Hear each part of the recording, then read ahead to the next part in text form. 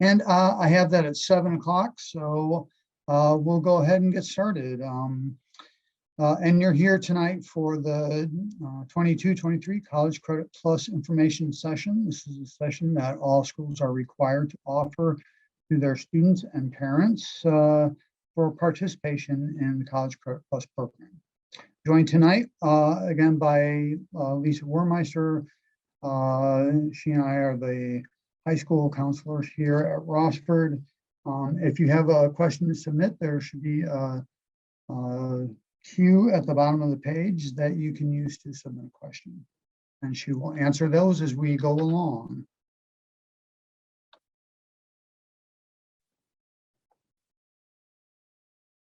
So what is College Credit Plus? It's Ohio's dual credit program where students can earn both high school and college credit at the same time. Students are required to enroll in this program. You have to enroll in college courses and adhere to the policies and requirements of that college, as well as to the requirements of the high school. Students grades 7 through 12 can participate in this as long as they're Ohio residents and attend an Ohio secondary school, or you can do this for homeschooling as well. I'm going to point out right off the bat that while College Credit Plus is open to students in grades 7 and 8, we have had very few students in the years that we've participated in this who have taken coursework as a 7th or 8th grader. Considering the difficulty that some of our juniors and seniors find themselves getting into with College Credit Pluses, it's not necessarily something that we would strongly recommend unless in very special circumstances. That said, the state of Ohio does guarantee that there's a program that students 7 through 12 can participate in. Students can attend any Ohio public college or even participating private colleges. Students may apply to multiple colleges and may attend multiple colleges. And in fact, many of our students who are involved in the CCP program are taking courses through Owens and UT and sometimes additional colleges as well. In order to get into the program, you do have to show that you're eligible through an assessment exam. This rule has been a little fluid over the last couple of years because of COVID. And over the last 2 years, colleges did not require a test or assessment exam. We're expecting that will probably change this next year, and students very well may have to do some kind of assessment exam in order to be determined to be eligible for the program. Although this won't, as noted, be finalized until sometime this spring.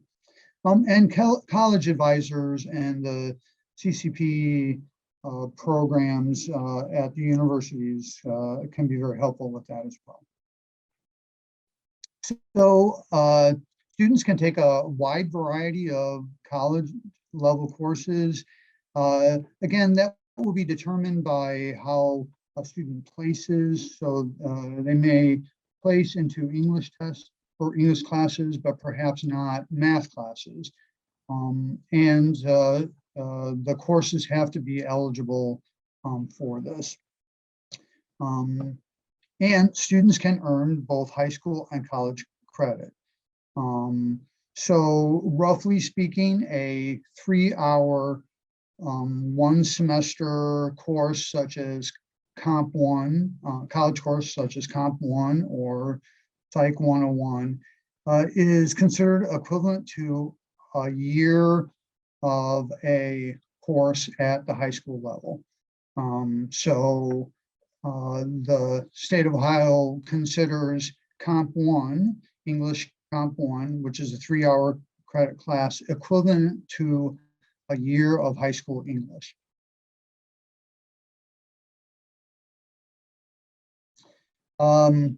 So in order to earn the credit through College Credit Plus, you have to successfully pass that class. If a student does fail or withdraw, then that grade or a course will show up on both the college transcript and the high school transcript, and can be reflected in a student's final grade and final GPA. Again, the high school transcript must match the college transcript as far as the course grade goes. Students can take classes primarily in the fall and spring semesters, but we do have students who take a course or two during the summer, which is allowed. And students can take CCP classes at the high school on college campus or even as an online course.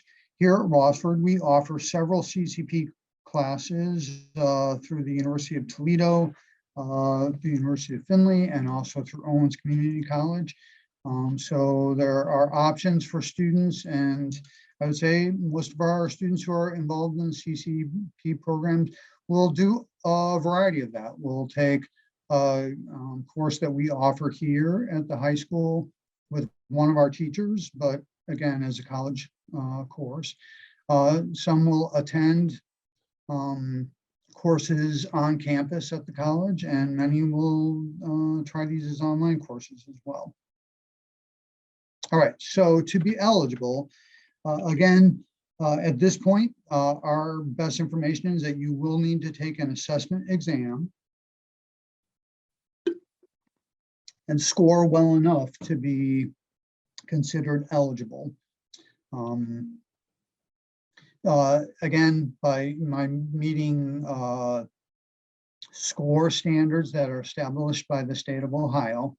And it can be like if you score well enough in the English area, then you may be able to sign up for an English course, even if you may not score well enough in the math to take a math course. The exams listed there, primarily our students use the ACT and AccuPlacer. So ACT, a few of our sophomores, most of our juniors will take an ACT test and may be able to submit those scores. Both University of Toledo and Owens have used AccuPlacer tests in the past. So students may be able to take those. You'd probably need to arrange to go to the campus in order to take that AccuPlacer test. And the universities have information about that when you start the application process. The university that you apply to will notify you about any exam requirements. Again, colleges and universities use statewide standards, so these are set by the state in order to determine that students are eligible for that. Again, these could be changed through this spring. We'll pass that information along when we have it, and I'm sure the colleges will also pass that information along. So after you do a placement test or determine that you're eligible to take courses, you would apply to a college for admission. So you do need to meet that college's admission requirements, which could include a GPA, generally a 2.5 or higher. And in some cases, maybe a 3.0 and higher. Students will have to complete a permission slip that will be provided to them by the college as part of the application process. As part of the application, you'll be contacting the college to, and again, we have websites included as a links at the end of the program. But you'll need to follow that application process. It's really very similar to a student applying to college. Colleges have the final decision on whether they're going to admit a student, and if you are admitted, parents, you will be required to submit some type of questionnaire or consent form or a complete enrollment. So first step, eligibility as determined by some kind of placement test. Second step, apply to a college. And then if accepted into the college, your third step would be to register for courses. So for the most part, registration for any CCP classes must be done through the college that you've applied to. For students who are taking courses that are held specifically here at Rossford High School, our office can help to some extent, but students will still be required to take some steps to register for a course. So courses can be affected by any prerequisites. Again, assessment scores. Colleges may have other requirements for some specific courses. So what kind of courses can students take? Absolutely, students can take courses that satisfy high school graduation requirements, and we work with our students regularly to help them make sure they're choosing courses that will meet their high school graduation requirements. Rossford, the next bullet point, some high schools have more requirements for graduation than the state minimum. And Rossford, that means the computer courses that our students take are a requirement beyond what the state minimums are. But students can take a computer technology class as a CCP course to meet that requirement as well. So the kind of courses, which the first 15 credit hours that students take are through level 1 courses, still a very wide range of courses that include IT, computer science, sciences, foreign languages, English, math, courses that are part of a technical certificate, such as welding or some of the technical programs that a school like Owens might offer. Colleges offer 15 and 30 credit hour pathways or a series of courses that they suggest to prepare students for different programs in their schools. Or it can be courses that involve study skills, academic, career success, choosing a college major. All of those many types of courses are included in level 1 for students to be able to take. Again, colleges post their level 1 courses. You should be able to find them on their websites and to get some more details on that. Or as you go through the process and are talking with a college advisor to register for courses, they can help you in determining if you're taking a level 1 course and offering many suggestions on that. After the first 15 credit hours, which would be basically 5 3-credit hour courses, students then can enroll in level 2 courses. A student would have to be pretty involved in this fairly early on to get into a lot more courses than that. But again, level 2 courses are allowable once you hit the first 15 credit hours. Some courses that are not included, private applied courses like private instruction in music or art or dance, things like that would not be included. Courses that had very high fees wouldn't be included. Study abroad is not included. Phys ed classes are not included. You cannot take courses as a pass-fail. And remedial courses are not allowed. So basically students have to be able to test into 100 level or higher courses at the college. So students who take the math exam and perhaps don't do as well and place into 095 college algebra or something like that, a course like that would not be eligible. You have to place into college level coursework for CCP.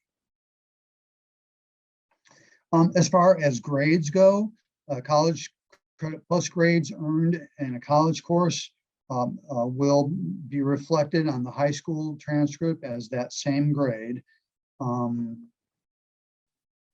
And those CCP course grades will be included in both high school and college GPA.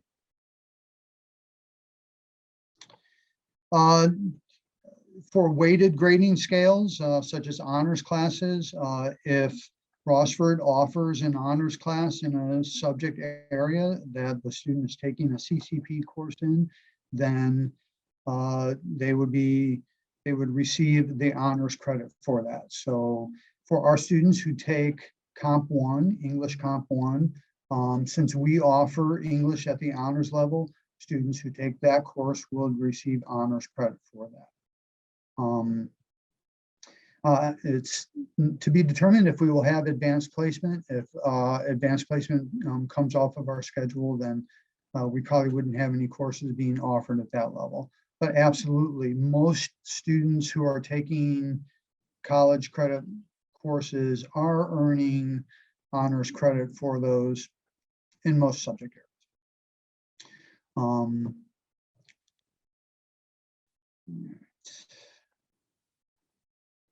So what kind of classes should students be looking to take? Absolutely things that they're interested in, or if they're considering a career in. So some of our students who might be interested in looking at the medical professions will take a couple of basic like medical terminology courses, something like that. Students who may be interested in business, who might be taking our DECA program, might be taking Business 101, Business 102, a couple of marketing classes. And again, colleges offer a suggested series of courses or pathways to help them like complete general ed requirements for a major or degree. And if you plan this out carefully and work with a college advisor, you may be able to complete a portion of a degree program before you even graduate from high school.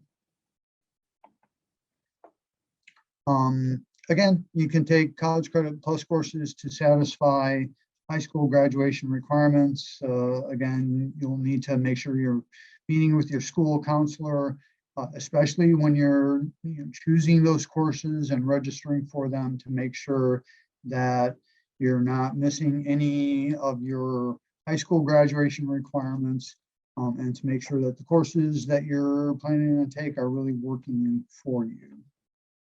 As far as the number of classes students can take, students can earn up to 30 credit hours per year, which is generally a combination of both college courses and high school courses. So 3 credit hour college course is considered equivalent to 1 credit high school course. And at 30, that's basically 10 classes a year. Now that can be complicated to figure out. And so that's an area that you'll be working with your school counselor, myself or Mrs. Wormeister, to make sure that you're not going over that 30 credit hour maximum. And you're limited to 120 credit hours over the course of your high school career. Never had a student anywhere close to that. If a student does intend to enroll in more than that, then, or if you choose to enroll for more than that, you'll either need to drop the class or end up paying for that entire class, which is an option. I don't know if we've very rarely had any students take that option. All right, so what's the difference between high school and college courses? Just a few things to consider as you're looking at this. Tests can be a very big difference between the two. In high school, tests are fairly frequent. You'll have probably 2, 3, 4 in a quarter. A college class be based on 2 tests. So that can be a difficult realization for a student who bombs their very first one and has very little chance to improve their grade after that. So testing can be a drastic difference between high school and college courses. The amount of study time in general, high school courses don't have huge homework requirements. Some of our more difficult classes may, but most students, I guess, rarely spend more than an hour a day on any particular class. College classes, for a 3 credit hour class, you can expect to spend 3 to 5 hours per credit hour in a week. So it can be a big time commitment compared to a high school class. Knowledge acquisition, or how much you're going to have to prepare for these classes in high school. A lot of the information is provided primarily in class. Our students aren't necessarily expected to do a lot of out-of-class research, whereas in a college course, a lot of the information may be presented through texts or required reading. There could be much longer assignments, and the out-of-class research expectations may be much higher than in high school. Grades, I think this is probably the area that is one of the biggest differences. In high school, students can earn or improve their grades through numerous different ways. Most teachers offer multiple quizzes, several tests, and give grades for homework assignments. In college, that is very rare to get any credit at all for homework accomplished. Most of your grade is based on a few tests and projects. Another big difference between high school and college is just how or the role of parents. So obviously, parents are frequently in touch with high school teachers. They reach out to us if their student is struggling, and are actual advocates for those students. In the college level, parents are not necessarily invited to have as active a role. Colleges view CCP students just as they do their regular college students. And in fact, the government, through the Family Education Rights and Privacy Act, protects student records. So most colleges require students to give access to their parents to see their grades. So that can be a real difference for a lot of people. And I think primarily that might happen, especially for younger students.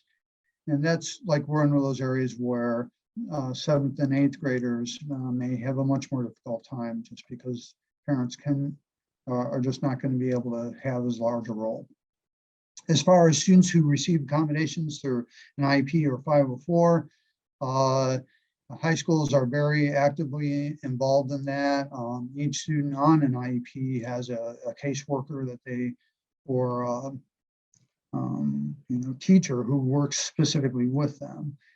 In colleges, students have to be much more self-directed to receive those accommodations. So that's a more difficult process. College teachers are not as used to dealing with that, so that can be more challenging. Some benefits of College Credit Plus. So you can obviously earn both high school and college credits at the same time. You can get a good head start on career planning, or even completing a portion of a degree or a certificate. You can get a really good introduction into what college life is like, and by taking like one or two college classes, really figure out how to do well in those without some of the stress involved in taking a whole load of them as a freshman in college. You can clearly save on tuition. There's no fee for College Credit Plus courses, and also on textbook costs. So some absolute like stellar benefits from it. There can be some consequences though of underperforming. So students who don't earn a passing grade or withdraw after the college's final withdrawal date may be required to reimburse the cost that the school bears for them. And that is absolutely the policy of Rossford High School, and students who do fail those courses are expected to pay for them. Grades that students earn will be on their permanent high school transcript and also on their college transcript. So where this could be a real disadvantage, you take a course or two, CCP course or two through the University of Toledo and do poorly on that. If you were planning to attend the University of Toledo, those grades have become part of your permanent University of Toledo record. So that can be a great disadvantage. Failure or withdrawing too often can potentially affect financial aid, especially if you're looking to continue attending the college that you've taken those CCP classes on. And if you do poorly, you may be placed on College Credit Plus probation or even be dismissed. And we'll go into a little detail on that. So probation is for students whose college CCP GPA drops below a 2.0, which would be a C average. So again, this is CCP classes. It doesn't include any GPA from high school courses. It would just be the classes that you're taking the CCP class. So if you are only enrolled in one CCP class and you don't earn a C or higher in that class, you would be placed on probation for an academic term. While you're on probation, you can only enroll in one class for that one college term. And schools require that it not be in the same subject area. So if you had enrolled in an English class and didn't receive a C or higher in that class, then you would go on probation and the school would expect that you would not take another English class, that you would have to take a class in another subject.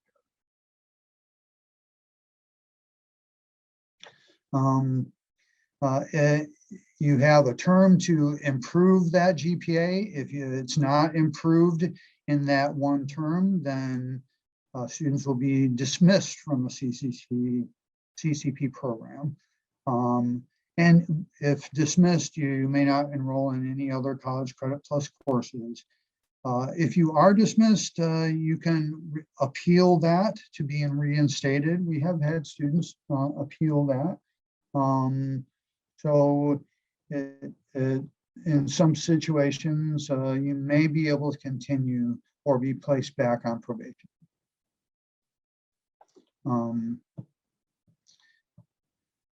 And again, one possible area of probation, say you did fail that English class, you can appeal to possibly take that next course as an English course. And if you're dismissed, you can appeal that within 5 days of the dismissal. Are there expenses? For the most part, no, there are not expenses.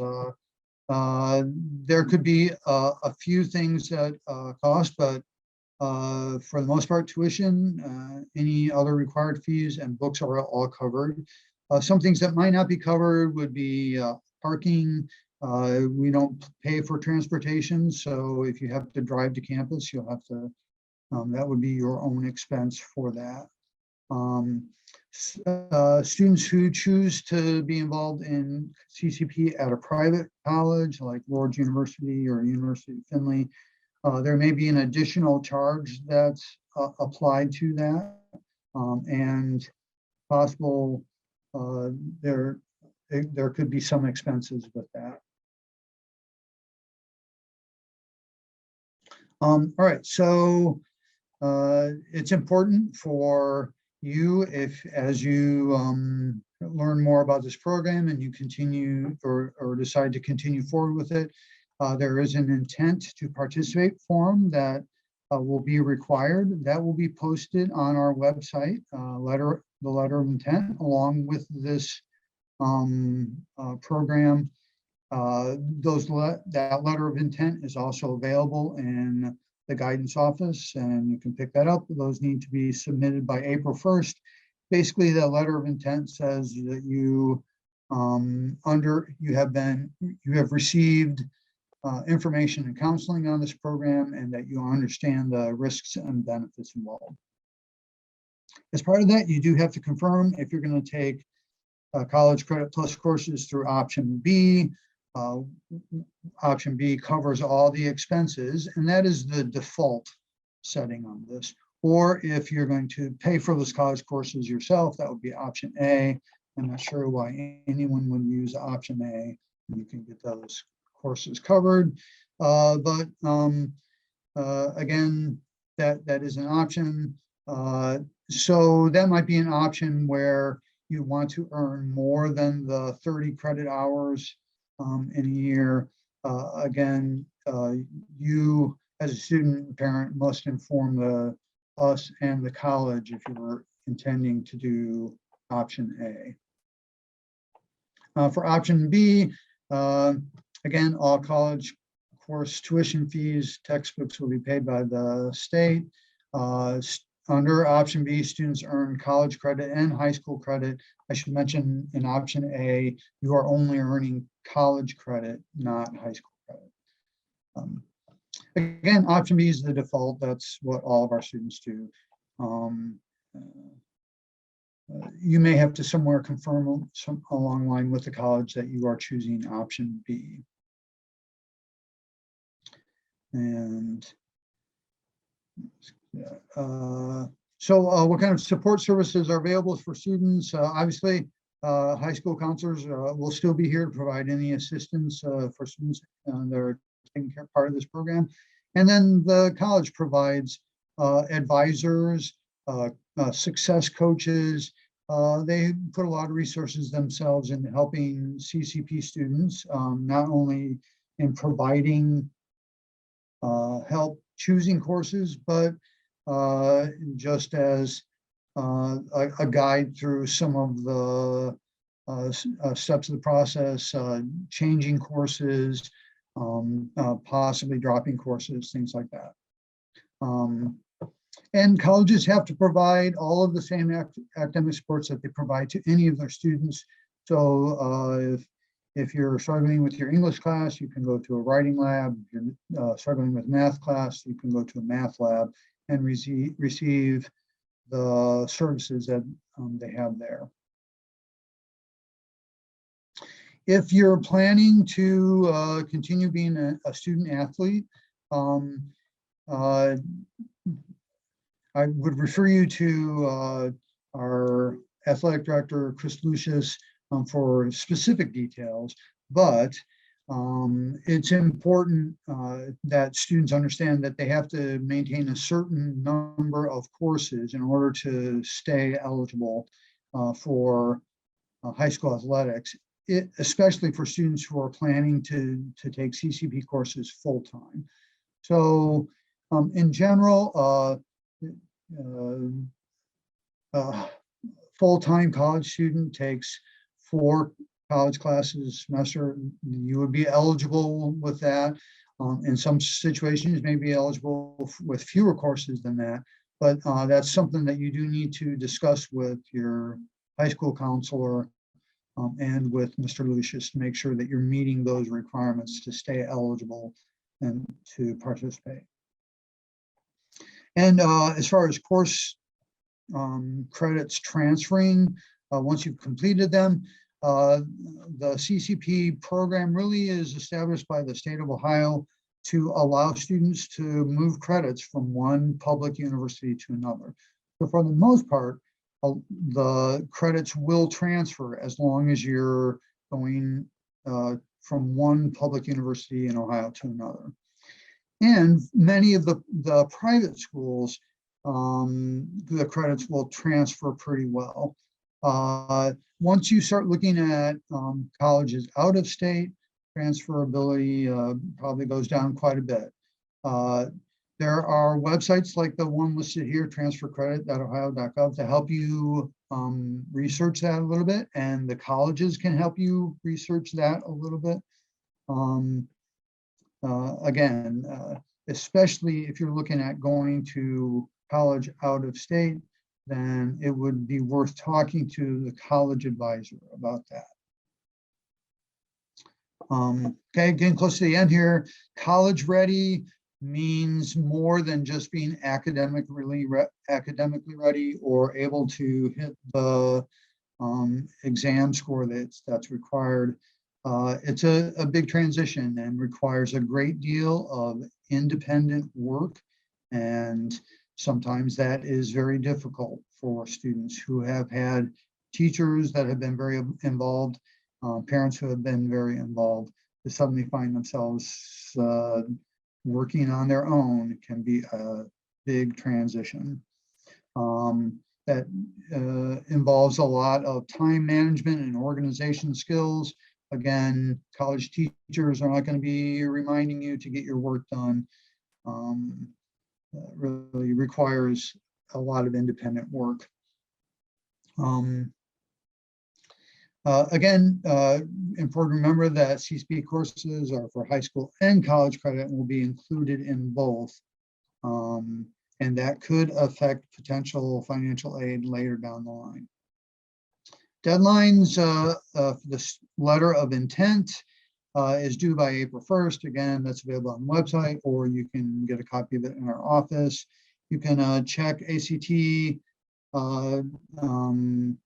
tests, requirements. You can get information on that through the high school counseling office. Our juniors will be taking an ACT in March sometime. As far as assessments at the university, like taking an AccuPlacer at Owens University of Toledo, you would be making contact with the university to set those up. For students who may be interested in taking summer classes, the deadline to register for those is usually early in May, and some of those classes start early in May. So that would be something that you would probably want to be working on very quickly. Again, complete that letter of intent. That can be delivered back to the counseling office, and then like applying for admission to the college of your choice. Again, all of the universities have offices directly related to CCP and can will be more than happy to address any questions that you have for them. And you're always welcome to talk with Mrs. Wermeister or myself to get additional information. And again, there's these are the web links to the most common schools that students here are applying to, like Owens, UT, we've included BG and Lords.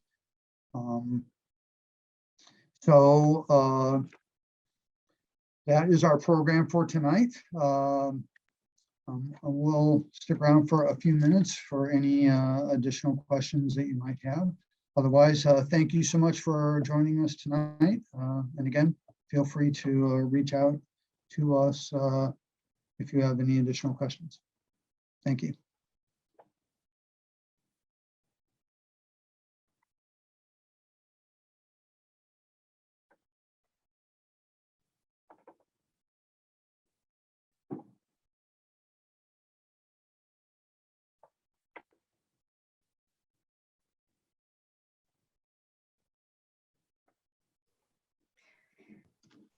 Dan, are you able to hear me? Yes. Okay, we got a question that I thought would be easier to answer live. Someone asked where we get the letter of intent form. It will be on the College Credit Plus page, which is on the Rossford High School page under the Counseling Center. And you are able to download it there, or you can just send your student into the counseling office during school, and Mr. Sagers and I can hand them a form to bring home. So either one of those will work.